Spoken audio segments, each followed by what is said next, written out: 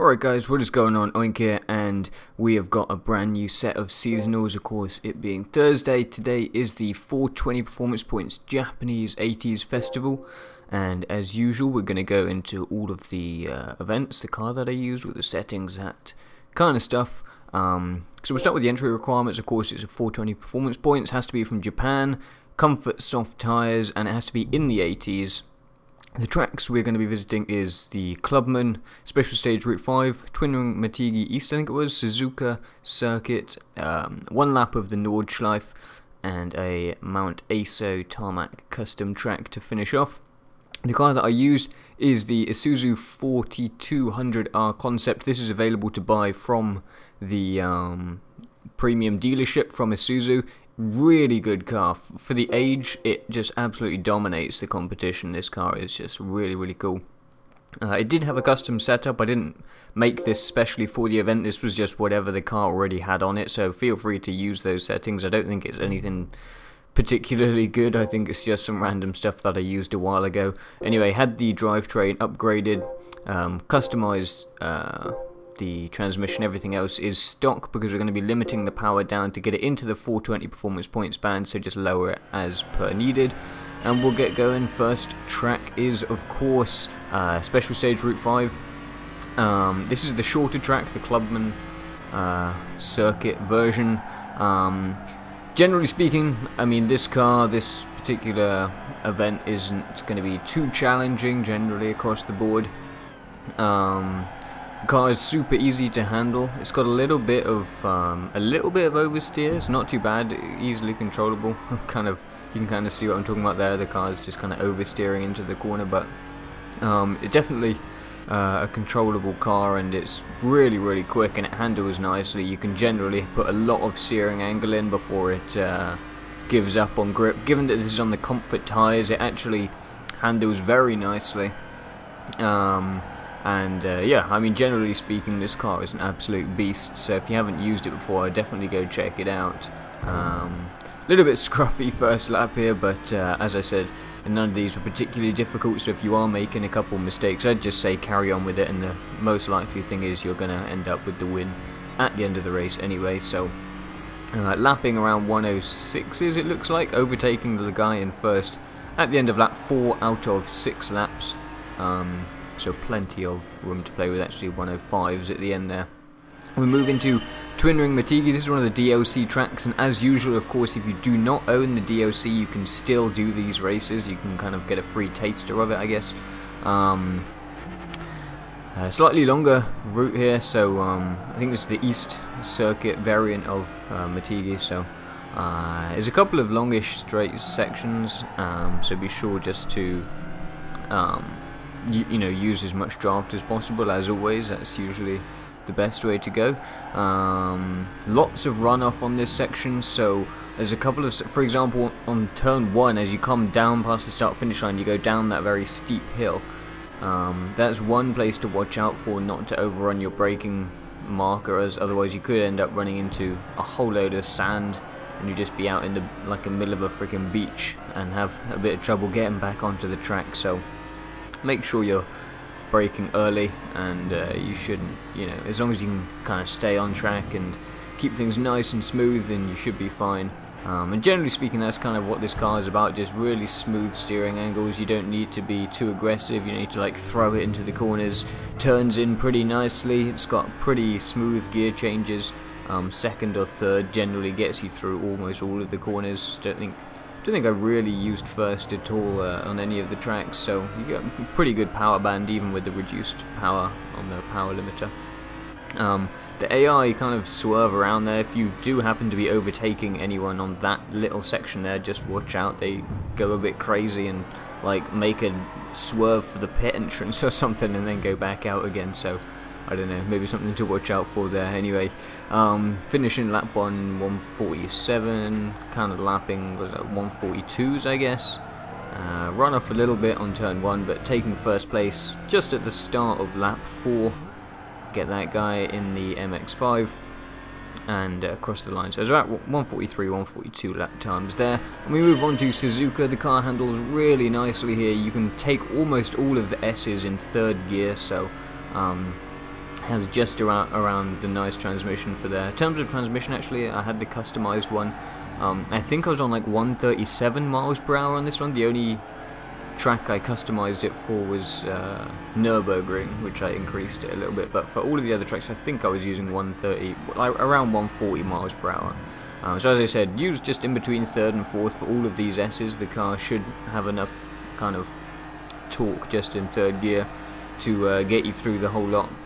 And you can go into the revs pretty nicely. You will lose a bit of power going higher up, but probably better just to stick in third than to shift up fourth then shift back down to third. So just stick it in third all the way through there and you should be fine. And then of course, just wherever possible, use the draft on the straight sections. And yeah, I took almost the entire field in lap 1. Slightly longer lap. This is like what, 2-minute laps or something at Suzuka, 2.5 minutes, something like that. So we've only got 3 laps here. And I know I'm sure some people aren't a fan of Suzuka or something. I used to not like the track. I used to make loads of mistakes here, but I've definitely improved on this one, so it wasn't too bad. But yeah, I mean, if you're someone who's not a fan of the track, then obviously just be sure to take it easy. You won't have any trouble pace-wise, so just make sure not to run into the sand. Obviously, the sand traps are always a big problem. So yeah, just take it nice and easy, and you shouldn't really have a problem. Coming already into 5th place here, sort of halfway round lap 1. And yeah, I think with the transmission, actually, just going back to that, on this particular track you could just up it by like 1, maybe put it like 145, yeah, maybe like 145, because I think I was just reaching the limiter on the longest straights.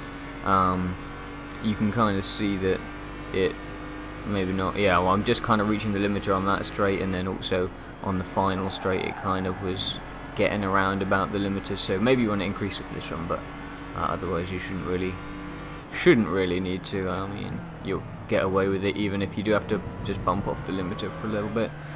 Anyway, there we go, coming across, taking 2nd place already at the end of lap 1, so really not that difficult in terms of pace.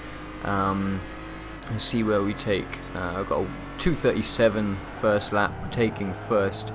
We're about halfway around lap 2, just coming up the hill there.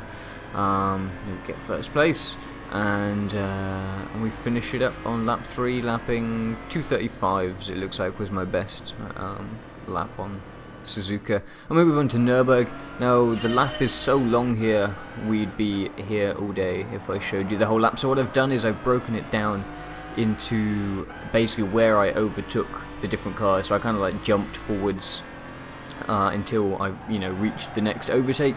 So we'll just start off here, and I kind of ran all the way down until I got this guy, and then from here I'll kind of boost it forwards. So moving into 11th place there in that first little technical section. And then into take 12th on this long straight here. As I said, for the transmission on this one, you do want to increase it fairly significantly, maybe about 150, 155 for the final back straight. The car doesn't have enough power to get to the higher speeds because of the power limiter, so watch out for that.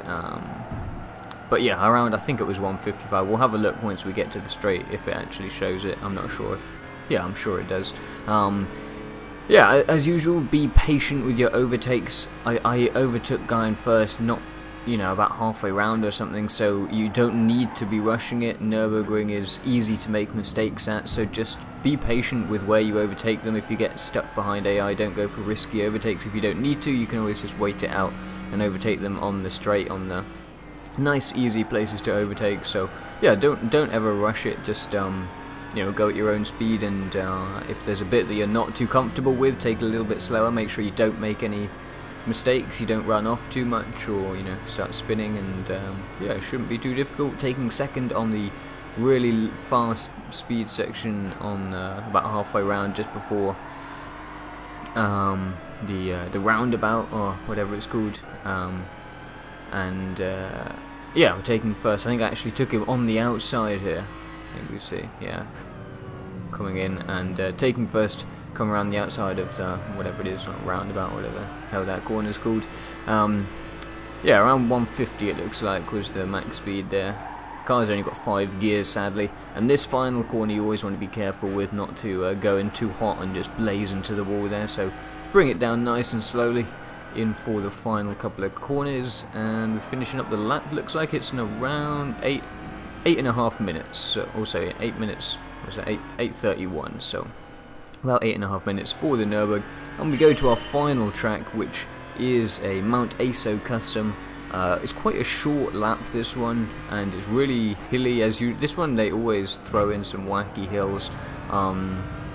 It took me a couple of goes just because I kept freaking spinning on the weird angled corners, so you just got to watch out where you put the power down. I'll kind of mention the main areas. This one here, you just want to let the car in first, so don't accelerate all the way through, and this one here you'll get a lot of understeer on the outside of the corner, so make sure you cut that one nice and tightly across the apex. Similarly there, you can see I actually crashed on the lap there, but make sure you're hitting the apex perfectly and just a little less power.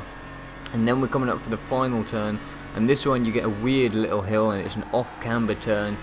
When you get to the crest, to come off the power and then back on as you come down into that little slump, otherwise you will just spin out or understeer into the corner, one or the other. So really be careful on that final corner. Anyway, it's only a 1 minute lap or so, 1 minute 2 there for my first lap, and I'm taking first place a little bit scruffily on lap 4 out of 6, nearish the end of lap 4, and finishing up there. Made a pretty big mistake on the last lap. Anyway, there it is. Those are the events. I hope you guys enjoyed the video. Hope you find it helpful, and I'll catch you guys soon. Peace.